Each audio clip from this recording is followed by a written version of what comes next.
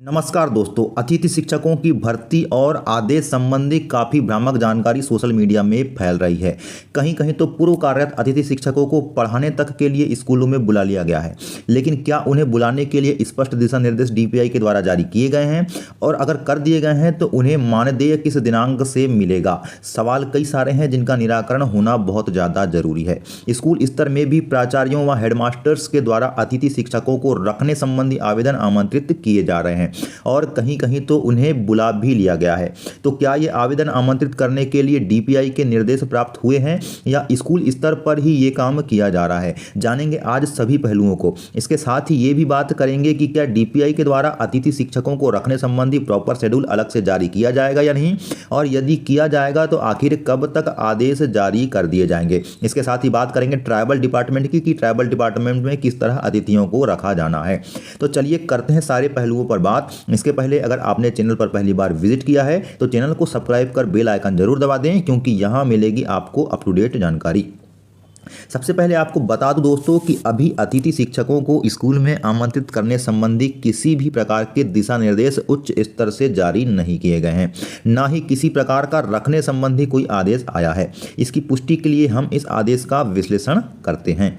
आप यहां देख सकते हैं कि लोक शिक्षण संचालनालय डीपीआई के द्वारा 12 जुलाई 2024 की स्थिति में एक लेटर जारी किया गया है, जो कि समस्त संभागीय संयुक्त संचालक ट्राइबल डिपार्टमेंट के साथ ही समस्त जिला शिक्षा अधिकारी एजुकेशन डिपार्टमेंट को लिखा गया है। इसके अलावा विकासखंड शिक्षा अधिकारी मध्य प्रदेश के साथ ही समस्त हाई स्कूल और हायर सेकेंडरी के प्राचार्यों को यह लेटर लिखा गया है, जिसमें अतिथि शिक्षक आमंत्रण हेतु विद्यालयों में पूर्व से तैयार पैनल के आवेदनों की जानकारी को जीएफएमएस पोर्टल पर दर्ज करने की बात कही गई है। आपको बता दूं दोस्तों कि इसके पहले डीपीआई के द्वारा पिछले शिक्षण सत्र में कार्यरत अतिथि शिक्षकों के पैनल को जीएफएमएस पोर्टल पर अपडेट करने के लिए दिशा निर्देश जारी किए गए थे, जिसको संकुल प्राचार्यों द्वारा और शाला प्रभारियों द्वारा 5 जुलाई 2024 तक जीएफएमएस पोर्टल पर दर्ज करने की बात कही गई थी। लेकिन इस डेट को बढ़ाकर के 8 जुलाई 2024 कर दिया गया था। लेकिन 8 जुलाई 2024 तक की स्थिति में भी संकुल प्राचार्यों और प्रधान पाठकों के द्वारा जीएफएमएस पोर्टल पर पैनल की जानकारी को दर्ज नहीं किया गया था।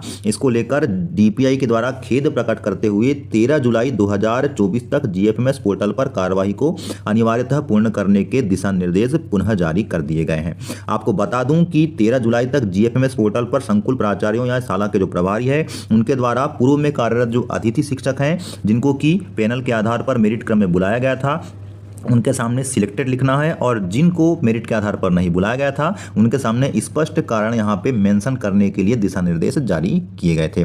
अब यह कार्य 13 जुलाई तक होना है। और आपको बता दूं कि 16 जुलाई 2024 तक विकासखंड शिक्षा अधिकारियों के द्वारा विकासखंड के अंतर्गत आने वाले जो विद्यालय हैं उन विद्यालय स्तर पर विषयवाल पैनल की जो शाला प्रभारी है उससे हस्ताक्षरित करके मेरिट सूची की जो हार्ड कॉपी है उसको प्राप्त करने के दिशा निर्देश जारी किए गए हैं। और आपको बता दूं कि संकुल प्राचार्य या शाला प्रभारी जो हार्ड कॉपी देंगे, इस हार्ड कॉपी में जो पैनल होगा वही पैनल जीएफएमएस पोर्टल पर दर्ज होना चाहिए। इसमें किसी प्रकार का मिसमैच नहीं होना चाहिए। ऐसी स्थिति में संकुल प्राचार्य या शाला प्रभारी पर कार्यवाही सुनिश्चित करने की बात भी डीपीआई के द्वारा यहां पर कही गई है।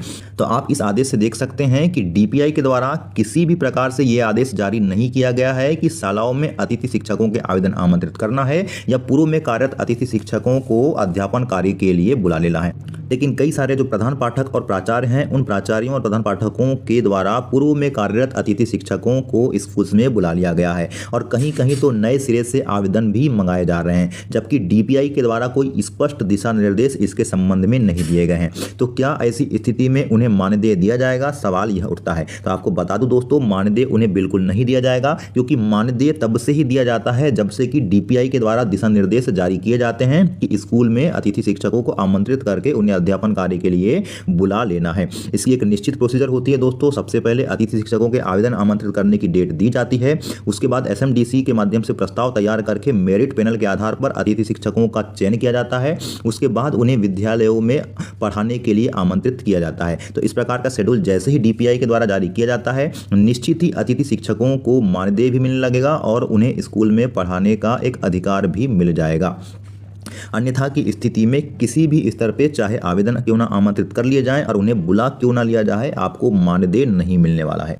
जहां तक पूर्व में कार्यरत अतिथि शिक्षकों को लेने का सवाल है दोस्तों, तो इसको लेकर के भी डीपीआई के द्वारा स्पष्ट दिशा निर्देश जारी किए जाएंगे और ये संभावित है कि पूर्व में कार्यरत अतिथि शिक्षकों को ही उसके अध्यापन कार्य की संतुष्टता और 30% से अधिक रिजल्ट की स्थिति में पुनः आमंत्रित किया जाएगा। अन्यथा की स्थिति में अगले पैनल के क्रम में अतिथि शिक्षकों को आमंत्रित किया जाएगा और कार्य व्यवहार के आधार पर भी अतिथि शिक्षकों को हटाने के स्पष्ट निर्देश डीपीआई के द्वारा प्राप्त होने वाले हैं।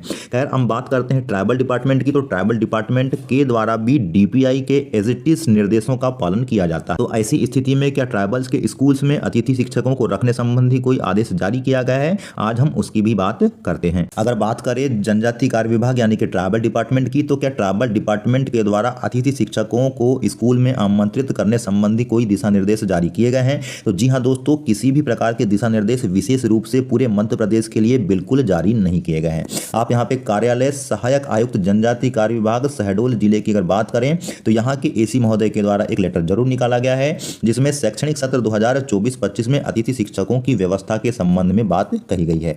अगर हम यहाँ पे बात करें कि अतिथि शिक्षकों को कब से कब तक यहाँ पे आमंत्रित करने के लिए इस लेटर में कहा गया है, तो आप यहाँ पे देख सकते हैं कि विद्यालय द्वारा आवेदन प्राप्त करना, जिनका स्कोर कार्ड हो उनके लिए यह 15 जुलाई से लेकर के 18 जुलाई तक करने के निर्देश हैं। इसके बाद एसएमसी या एसएमडीसी की जो बैठक है यह 19 जुलाई को होना प्रस्तावित किया गया है और यह आदेश केवल शहडोल जिले के लिए ही मान्य है, आपको बता देना चाहता हूँ मैं। इसके बाद जिला स्तरीय समिति के समक्ष अनुमोदन को प्रस्तुत करना है, जो एसएमडीसी का अनुमोदन है उसे प्रस्तुत करना पड़ेगा, जिसको प्रस्तुत करने की दिनांक है 23 जुलाई से लेकर के 26 जुलाई तक। इसके बाद जो अनुमोदित पैनल है उस अनुमोदित पैनल के अनुसार अतिथि शिक्षकों को स्कूल्स में आमंत्रित करने के लिए बुलाए जाने की जो प्रक्रिया है यह 29 जुलाई से 31 जुलाई तक होना है। इसके बाद आपका 1 अगस्त से अतिथि शिक्षकों को विद्यालय में उपस्थित कराने की बात यहाँ पर कही गई है। आप देख सकते हैं यहाँ पे 1 अगस्त से अतिथि शिक्षकों को बुलाने की बात अगर कही गई है तो उन्हें निश्चित ही मानदेय 1 अगस्त से भी मिलने वाला है और यह पर्टिकुलर आदेश केवल शहडोल जिले के लिए ही है। अगर अलग अलग जिलों में इस प्रकार के पर्टिकुलर आदेश अतिथि शिक्षकों को रखने संबंधी निकाले जाते हैं तो वैसी स्थिति में ही उन्हें मानदेय भी दिया जाएगा। अन्यथा की स्थिति में अगर अभी से अतिथि शिक्षक जा रहे हैं तो उन्हें किसी भी प्रकार का मानदेय नहीं दिया जाने वाला है जब तक कि कोई स्पष्ट आदेश जनजाति कार्य विभाग के द्वारा जारी नहीं कर दिए जाते। अब बात करें कि अतिथि शिक्षकों के आवेदन कब से आमंत्रित किए जा सकते हैं, तो दोस्तों इसको लेकर मैं आप बता दूं कि जिस प्रकार से ये अपडेट मिल रही है निश्चित ही इस माह के आखिरी तक अतिथि शिक्षकों के पैनल बनाने से लेकर के एसएमडीसी की जो बैठक है उन सभी प्रस्तावों पे मुहर इस महीने के अंत तक लगने वाली है और निश्चित ही आपके 1 अगस्त से अतिथि शिक्षकों को स्कूल्स में पढ़ाने के लिए आमंत्रित किया जा सकता है और ऐसी स्थिति में जब उन्हें आमंत्रित किया जाएगा तो उनका मानदेय भी उन्हें निश्चित ही मिलने वाला है। आप तो जानते ही हैं दोस्तों कि अतिथि शिक्षक बहुत ही दूर दराज के क्षेत्रों से स्कूल्स में पढ़ाने के लिए आते हैं। ऐसी स्थिति में उनके ट्रांसपोर्ट का जो खर्च है वो उन्हें स्वयं वहन करना पड़ेगा और आदेश नहीं आते तो उन्हें मानदेय भी नहीं मिलने वाला है। तो ऐसी स्थिति में प्राचार्यों और प्रधान पाठकों को चाहिए कि स्कूल के फंड से उनके कम से कम ट्रांसपोर्ट के लिए पैसों की व्यवस्था करें, अन्यथा की स्थिति में उन्हें तब से ही बुलाया जाए जब से कि उन्हें मानदेय दिया जाना सुनिश्चित हो सके। दोस्तों इसी प्रकार की जो अपडेट है यह मैं आपके बीच लाता रहता हूं, इसलिए चैनल को लाइक शेयर और सब्सक्राइब जरूर करें। आगे भी आपको अपडेट मिलती रहेगी। तब तक के लिए धन्यवाद।